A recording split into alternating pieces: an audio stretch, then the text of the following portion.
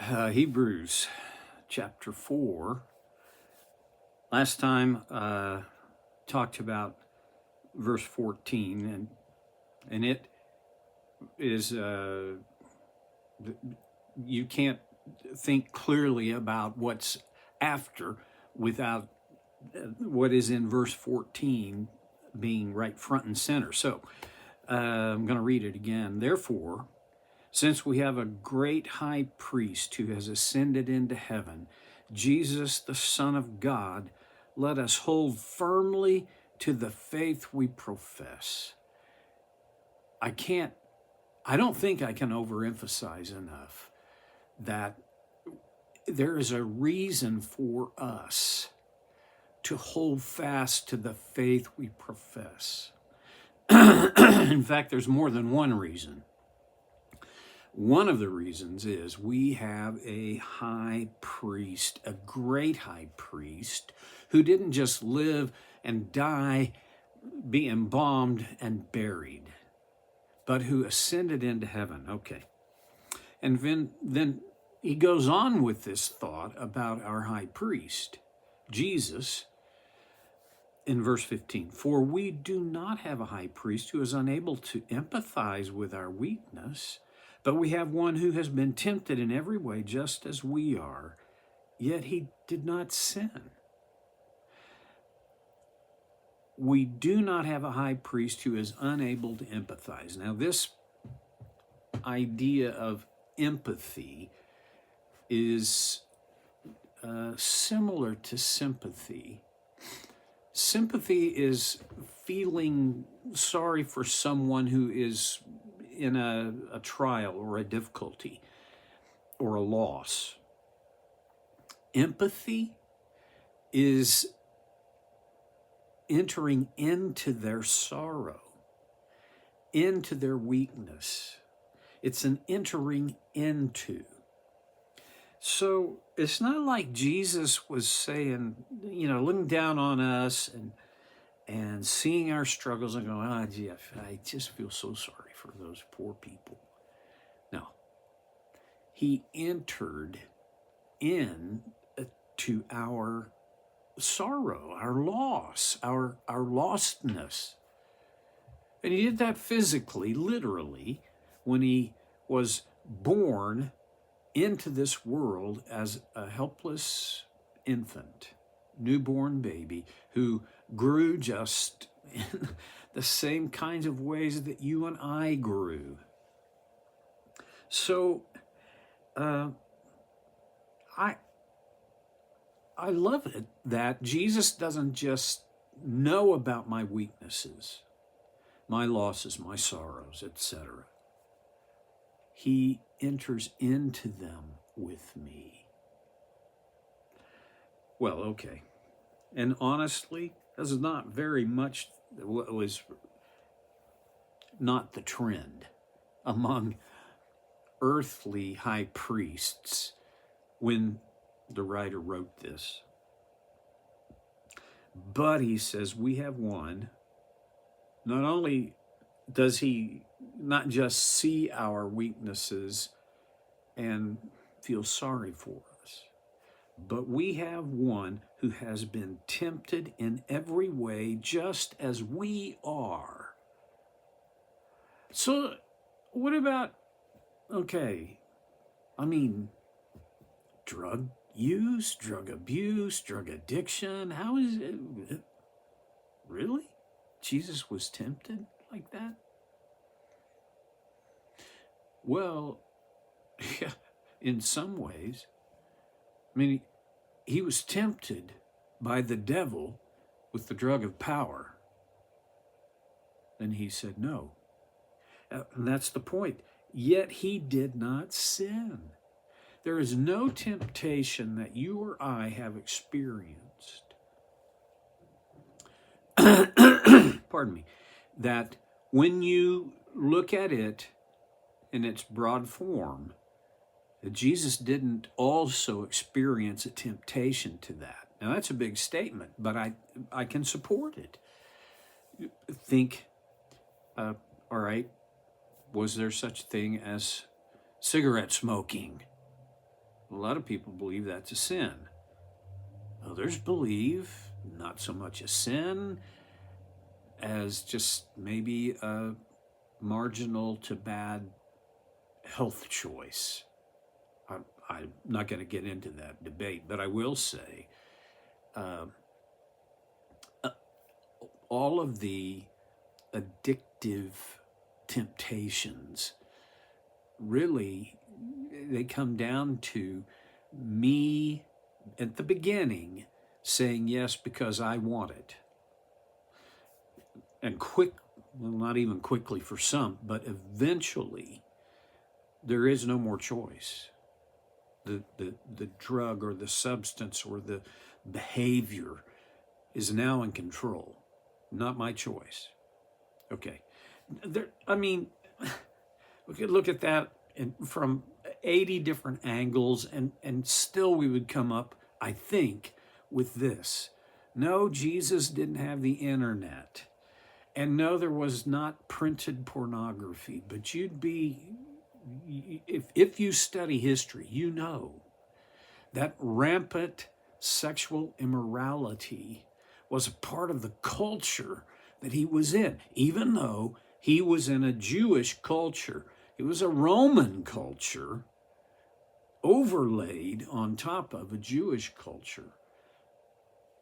There were temptations there, like there are temptations here. The technology has changed, but the temptation has basically not changed. All right, so what's the point? Well, the point is, not only did Jesus, as our high priest, who, by the way, is greater than, better than, supreme to every other high priest, not only does he empathize with us, he entered into our weaknesses. He knows what it's like to be tempted, but he never sinned. I can hardly take that in. To never, ever sin. Well, part of me wants to say, well, yeah, he was God. I mean, he had a little bit of a leg up on that, didn't he? I can't say no, because he was God. But he chose to be human. And as a human, he encountered the temptations that we encounter. He just never gave in to them. Now, that's a huge thought. But here's how he goes on from there in verse 16.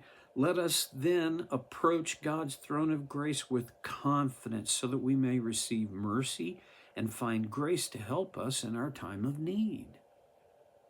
All right, so here's why we should approach God's throne of grace with confidence. Because we have a high priest who empathizes with us. He was a perfect human being.